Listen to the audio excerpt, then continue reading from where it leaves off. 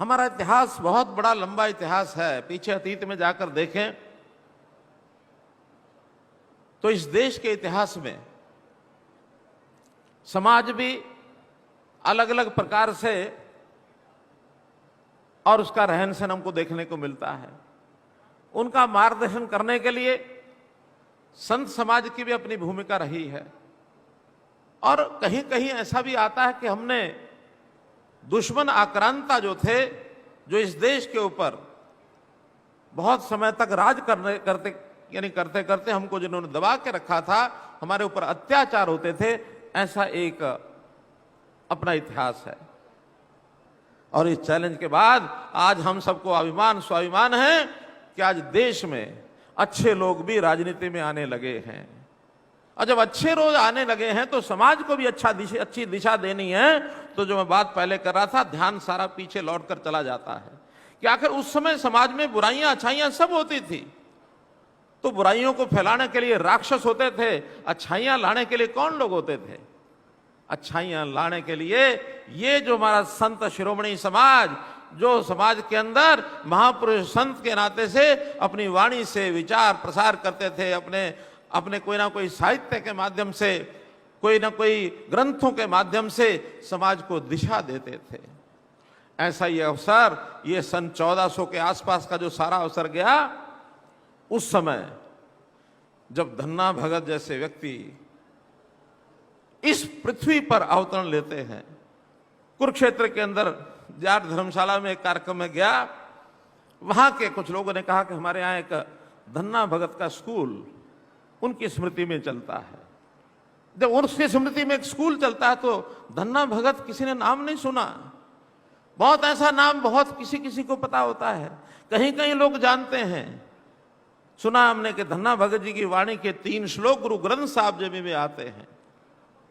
धन्ना भगत जी कौन हुए? अध्ययन किया, और अध्ययन किया तो ध्यान में आया कि देश में एक ऐसा संत जिसके बारे में कोई जानता नहीं है, उनकी शिक्षाओं का प्रचार प्रसार क्यों नहीं करना चाहिए? कुरुक्षेत्र में मैंने 3 महीने पहले घोषणा की थी कि कैथल जिले में धन्ना भगत जयंती अप्रैल में आएगी। ये हम सरकारी तौर पर हम मनाएंगे मित्रों, हम मनाएंगे। ये सारी कहानी कथा मैं इसलिए सुना रहा हूं कि कुछ लोग चर्चा कर रहे हैं कि ये नाम कहां से इनको याद आ गया, धन्ना भगत। आज तक क्यों याद नहीं आया? हम कहते हैं मैं याद तो आया, आपको तो याद भी नहीं आया। आखिर कोई राजनीतिक आदमी कोई शिक्षा देने वाले संतों की बात नहीं कर सकता? कोई बंधन थोड़ी ही है। हमको समाज को भी ठीक करना है, हमें समाज का विकास भी करना है, समाज की आवश्यकताओं को भी पूरा करना है। हम शिक्षा की बात भी सोचेंगे, हम स्वास्थ्य की बात भी सोचेंगे, हम सुरक्षा की बात भी सोचेंगे, हम स्वावलंबन की बात भी सोचेंगे, हम स्वाभिमान की बात भी सोचेंगे, हम सुशासन की बात सोचेंगे, लेकिन साथ में संतों की बात सोचेंगे मित्रों, जरूर सोचेंगे। धन्ना भगत जी, जो उनकी वाणी में जो कुछ बातें हमने पढ़ी हैं, वो समाज सुधार में, एक तो कहते थे कोई गरीब है, कोई भूखा है, खाली पेट है, उसकी भूख का हमको कोई ना कोई उसके मिटाने के लिए प्रयत्न करना चाहिए, हमें दानी बनना चाहिए। और उनके जीवन की तो एक कथा आती है कि वो इतने भक्ति भाव में लीन थे प्रभु कृष्ण जी की भक्ति में कि कभी कोई भूखा आ गया, संत आ गया, साधु आ गया, अपने घर से अनाज उठा करके उनको दे देते थे, किसी को भूखा नहीं जाने देते थे। घर में कुछ अपने लिए बचे ना बचे, बल्कि पिताजी उनके बहुत एक बार गुस्सा हो गए कि तुम जो कुछ मैं लेके आता हूं, कमा के लाता हूं, तुम संतों को बांट देते हो। जाओ, तुम घर नहीं बैठोगे, तुम खेत में जाके काम करोगे। ये अनाज उठाओ, गाड़ी में रखो, बीज ले जा करके और अपनी खेती में जाके बुआई करो। चल पड़े धन्ना जी। धन्ना जी रास्ते में जाते जाते बैलगाड़ी पर अपना बीज रख के जा रहे थे। सामने कुछ साधुओं का टोला आ रहा था।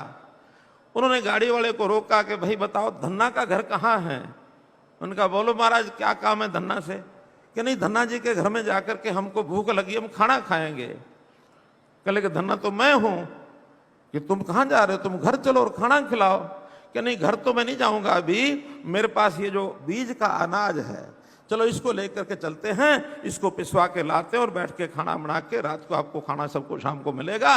बीज भूल गए बोना, और वो बीज जो है अनाज पिसा करके उन भक्तों, उन संतों को, साधुओं को जाके खाना खिला दिया। अब खाना खिला दिया, बीज खत्म हो गया, बुआई करके आनी है, वही रात को बाहर सो गए।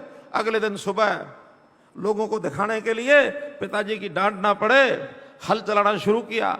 रेत का टोकरा भर के और बीज की जगह रेत को डाल करके और ऐसा दिखाया जैसे मैं बुआई कर रहा हूं, और खेत में रेत बो के आ गए।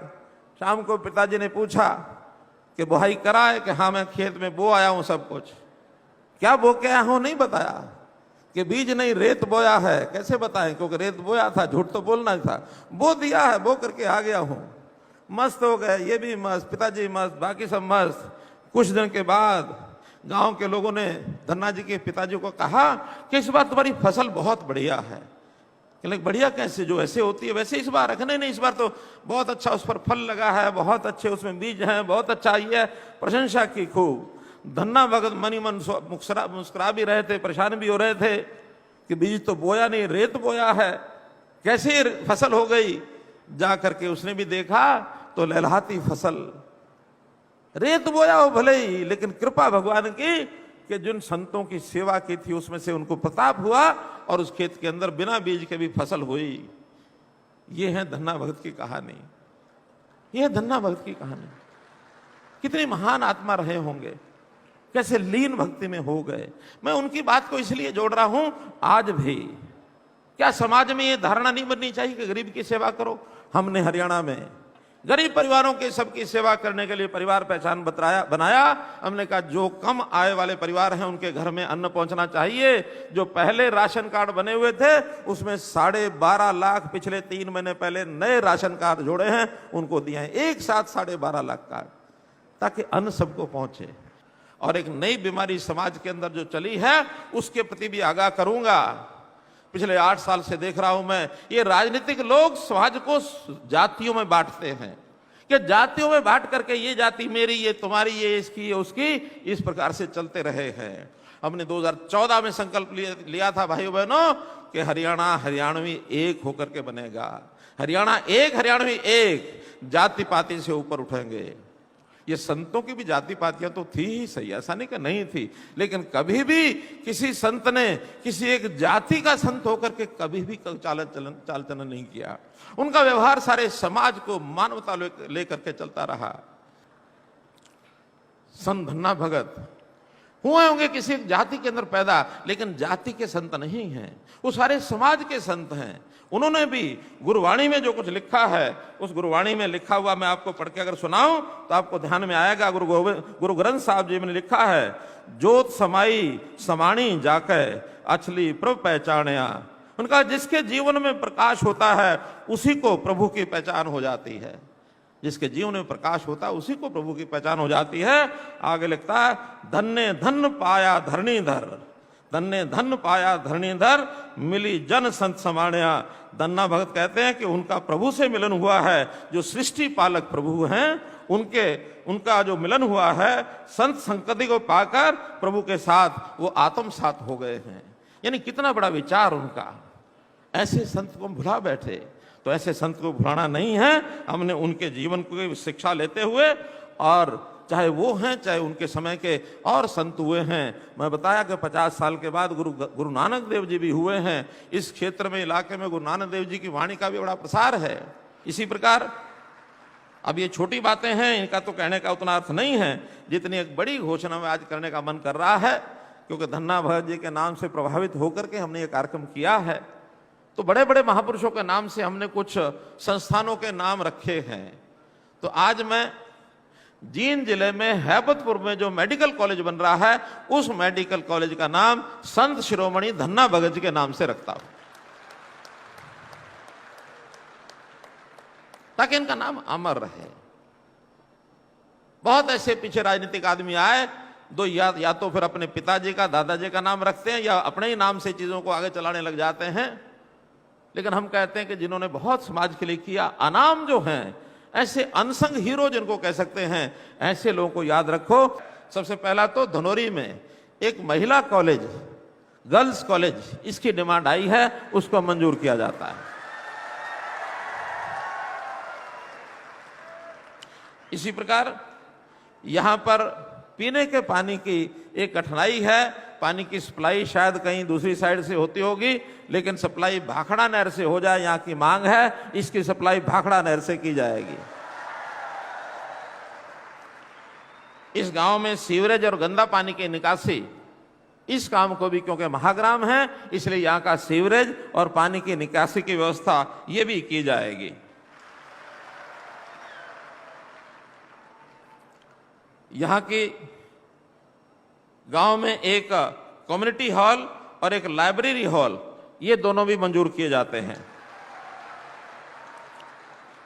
अनाज मंडी, उसमें कच्चे फड़ हैं, उसको पक्का कराना, आरसीसी का कराना, गेटों के रिपेयर, पेंट कराना, मंडी में जो कैटल शेड बना है उसको तोड़ करके उसकी जगह और कोई व्यवस्था उसकी की जाए, एलटी लाइन बिछा करके लाइट की व्यवस्था की जाए और मार्केट कमेटी का कार्यालय बनाया जाए, पीने के पानी वाटर सप्लाई का जो सिस्टम है मंडी का वो सब किया जाए। इसके लिए 7 करोड़ रुपया मंजूर किया जाता है। यहां की जो गौशाला जिसकी चर्चा हुई है, वैसे तो गौशालाओं का हम सभी गौशालाओं में ये व्यवस्था करने वाले हैं। 1-2 दिन में हमने इस बार गौशालाओं का बजट वो काफी बढ़ाया है। पहले 40 करोड़ रुपया बजट होता था, इस बार उसको 400 करोड़ किया है। कुछ नई गौशालाएं बनाई जाएं, इसके लिए हम उनके लिए अनुदान उनको देंगे, ताकि जो सड़कों पर घूमने वाला पशुधन है, बेसहारा पशुधन, इनके लिए नई गौशालाओं बनाने के लिए हमने अनुदान देने की बात की है। लेकिन चलती हुई गौशालाओं में भी थोड़ा बहुत योगदान, जैसे जनता तो खूब करती है, लेकिन हम भी अपनी ओर से थोड़ा थोड़ा योगदान, ताकि गौशाला में चारा आदि खरीदने का काम वो कर सकें। यहाँ की जो गौशाला है, बाकी अनुदान तो आएंगे, लेकिन आज केवल इस कार्यक्रम में आने पर इन्होंने याद कराया है, तो 21 लाख रुपया उस गौशाला के लिए भी देके जा रहा हूं।